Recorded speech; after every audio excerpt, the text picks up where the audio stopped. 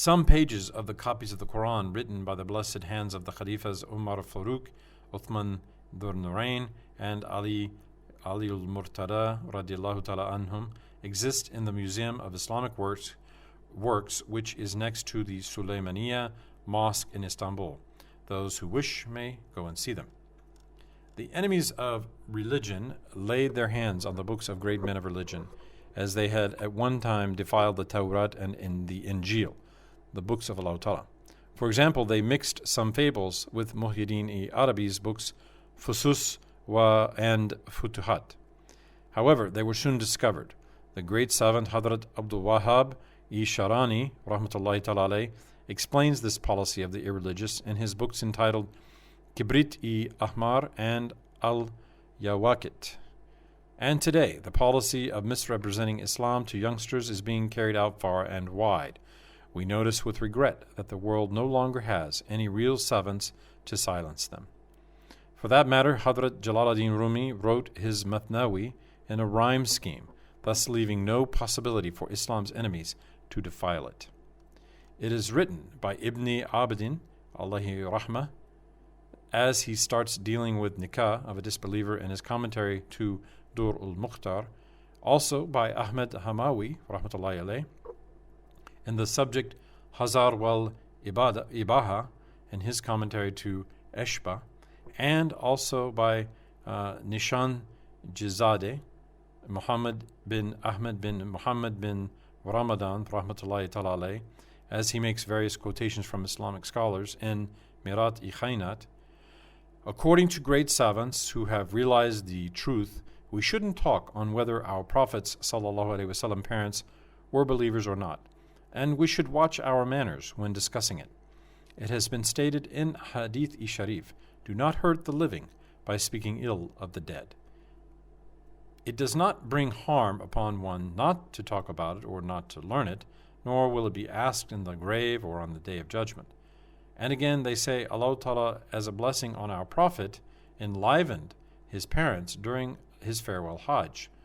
They believed his Prophet. A Sahih hadith quoted by Muhammad bin Abu Bakr and Ibn Nasr ad-Din declares this fact. By the same token, his enlivening a man killed by the Bani Israel, and the man's giving information about his murderer, and his enlivening many dead people with the prayers of Hadrat Isa and Hadrat Muhammad were all blessings. It is incorrect to say that the ayat, do not ask my pardon on behalf of those who are for hell, is about Rasulullah's blessed parents.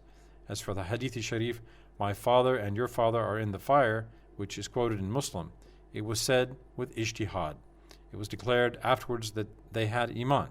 It is written in the book Ahwal al-Atfal il-Muslimin that it had been declared so about the two sons of Hadrat Khadija too, but afterwards it was stated that they were not in hell. As is understood from Ayati Karimas and Hadithi Sharifs, and as is written in thousands of Islamic books, all the fortunate people who were honored with being Rasulullah sallallahu alaihi wasallam fathers and mothers were the noblest, the most honorable, the most beautiful, and the purest people of their times and in their countries. They all were cherished, blessed, and respectable. Therefore, Hadrat Ibrahim's father was a believer and was far from having evil habits or abominable low attributes. Azar, who was a disbeliever, was not his father, he was his uncle. As is declared in the beginning of Surat Al-Imran, the Quran's ayats are of two kinds. First, the ayats with clear, obvious meanings, which are called muhkamat. Second, there are ayats called mutashabihat, which are not overt, plain, or usual, but which contain unusual meanings. That is, it does not conform with mind or with Islam to give them their apparent known meanings. It is necessary to give them unusual meanings, that is, tawil, to interpret them. It is sinful to give them their apparent meanings. For example, the savants of tafsir have explained the word yed, hand, as power, which means capability.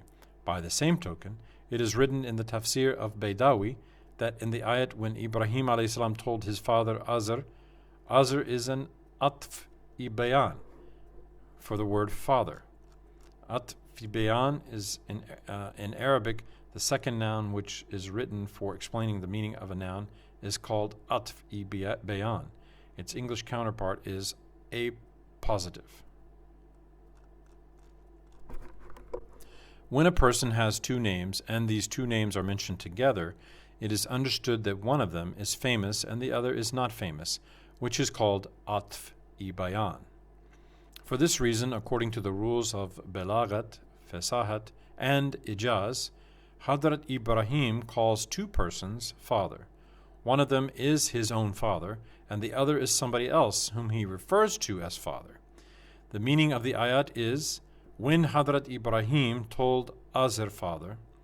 So if it weren't so, it would be enough in the Quran to declare when he told Azar, or when he told his father, instead of declaring when he told his father Azar.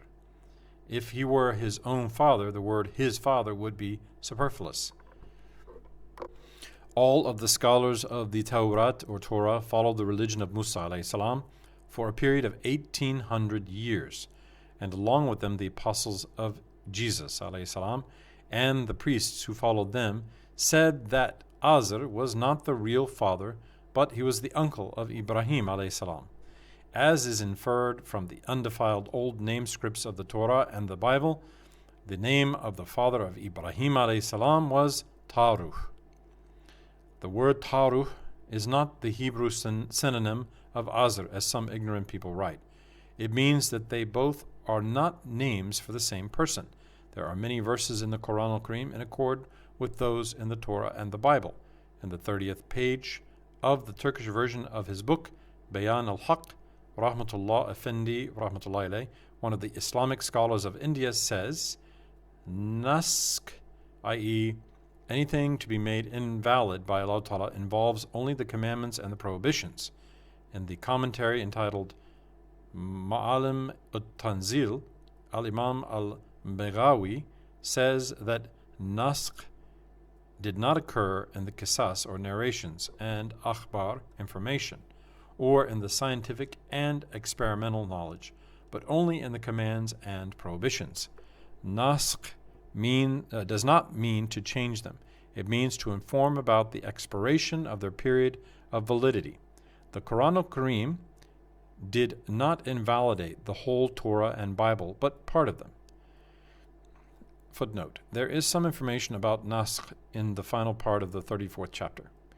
So, the aforesaid ayat karima needs tawil, explanation from that viewpoint as well. Allah Ta'ala declares in the 133rd ayat of the Surat al-Baqarah that Hadrat Jacob's sons said to him, and the creator of your fathers Ibrahim, Ismail, and Ishaq. This may come to mean that Hadrat Ismail is the father of Hadrat Yaqub. However, Hadrat Yaqub is the son of Hadrat Ishaq alayhi salam, who is the son of Hadrat Ibrahim alayhi salam. And Hadrat Ishaq alayhi salam is Hadrat Ismail's alayhi salam brother. Then Hadrat Ismail alayhi salam is not Hadrat Yaqub's alayhi salam father, but his uncle. This means to say that in the Quran al-Karim, an uncle is called father. It is written in the explanation of this ayat in many books of tafsir that the word father is used for uncle in various Arabic lexicons. It is written in many books that our Prophet used to call an Arabian villager and his uncle Abu Talib, and also Abu Lahab and Abbas, father. It has been a custom in every nation, in every language, in every age to use the word father for uncle, for stepfather, for father-in-law, and also for any protecting or helping person. Besides, Azar was both the uncle and stepfather of Hadrat Ibrahim. Also, Firuzabadi confirms this fact in Kamus by saying Azar is the name of Hadrat Ibrahim's alayhi salam uncle. His father's name is Taruh. The statement, the unanimity that Azar is the uncle, is unsound. According to the sound unanimity, Azar is his father. This statement is an unsound and worthless assertion against such a clear declaration in religious books. It results from misunderstanding the subtlety in the words of savants.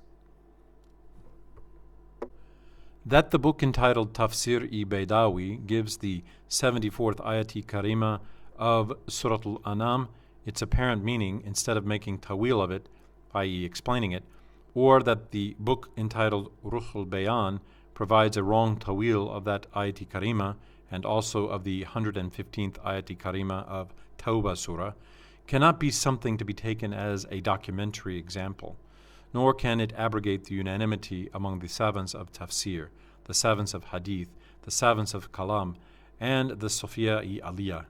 For Muhammad alayhi salam alone gave the Quran al-Karim its correct meanings and explained it correctly in his hadith-i sharifs. None of the Ashab-i Kiram or the Tabi'in-i Izam thought of Azr as the father when they heard this ayat-i karima, nor did any of them say so. They inferred that he was his uncle. This is the belief held by the Ahl Sunnat. It is written in the final part of Fatwa-i Khayriyah. It is written in Kamus that Azr is the name of Hadrat Ibrahim's uncle. His father's name is Taruh. It is written as Ibrahim bin Taruh in Tarikh-i Hanbali. It says that Azr is the nickname of Taruh. In the Tafsir of Jalalain, it is written that the name Azr in the ayat is Taruh's last name. Ibn Hajar writes in his revision of Hamziyah, Azr was a disbeliever. It is declared in the Quran that he was Hadrat Ibrahim's alayhi salam father. People with heavenly books say that Azr was not Hadrat Ibrahim's alayhi salam's own father, but he was his uncle, for the Arabs call the uncle father. So the uncle has been called father in the Quran. Hadrat Yaqub has been addressed, the creator, Allah, of your father Ibrahim and Ismail. However, Hadrat Ismail was Hadrat Yaqub's uncle, not his father. When the words of savants do not conform with one another, it is wajib to explain an ayat in a manner agreeable with hadiths. Choosing the easier way, Baydawi and others did not make tawil of the ayat. Abdul Ahad Nuri Bey wrote a special booklet for proving the fact that Rasulullah's parents were believers. This booklet is in Turkish and consists of 18 pages. It is kept with the call number 3612 in the Asad Effendi section in the Library of Sulaymaniya, Istanbul. Hadrat Imam Suyuti rahmatullahi ta'ala alayh proves that Azr was not Hadrat Ibrahim's father and that he was his uncle through documents in his book Kitab Uderj Munifa.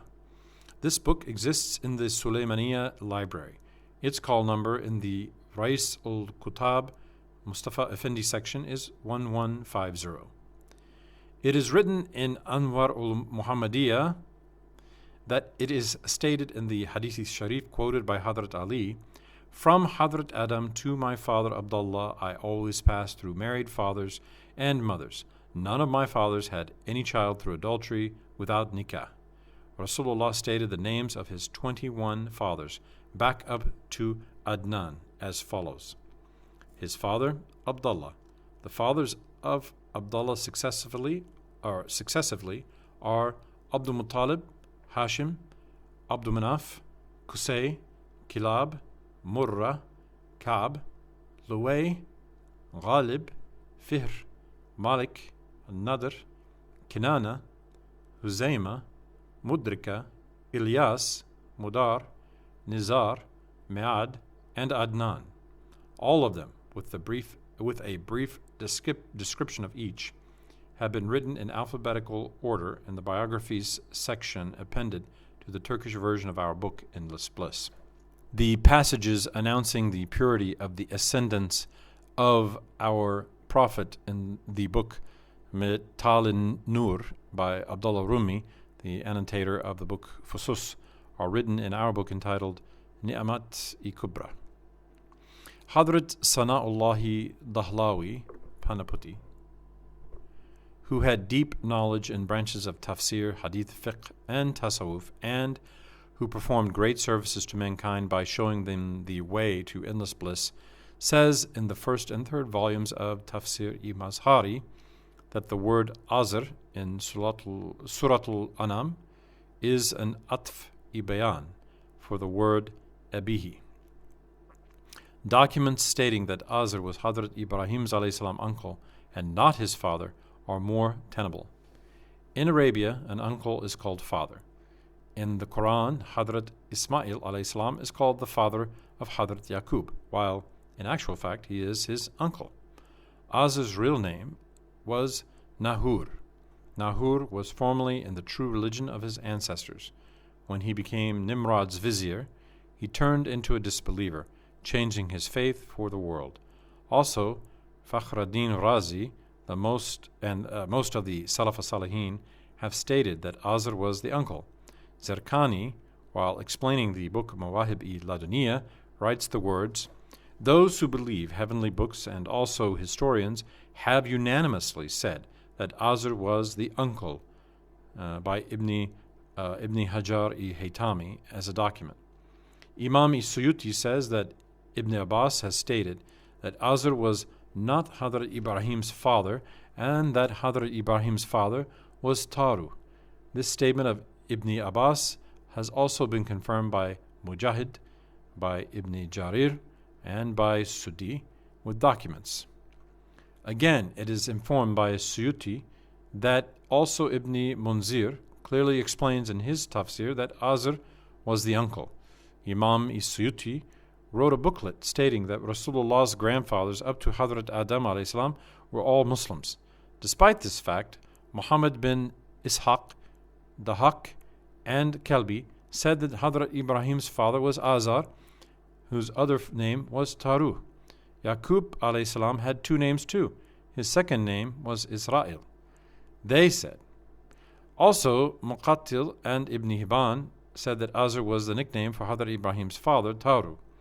As noted by Baghawi, Ata cites from Ibn Abbas that when Rasulullah wanted to know about his parents, the 119th ayat of Surah Al-Baqarah descended, declaring, "Do not ask about the states of the inhabitants of hell." Yet Ibn Jarir states that this information is not dependable. If we should say that this information is true, then Ibn Abbas stated his own supposition.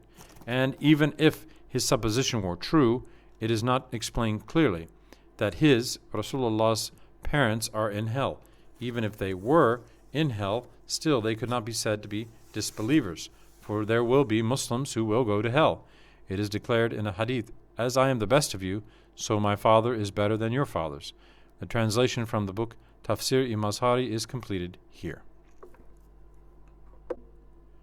It is written in the Al-Hazar section of the book Uyun al-Busair, Qadi Abu Bakr ibn al-Arabi, rahmatullahi ta'ala alayh, one of the savants of the Maliki Madhab, said that he who said that Rasulullah's parents were in hell would become accursed.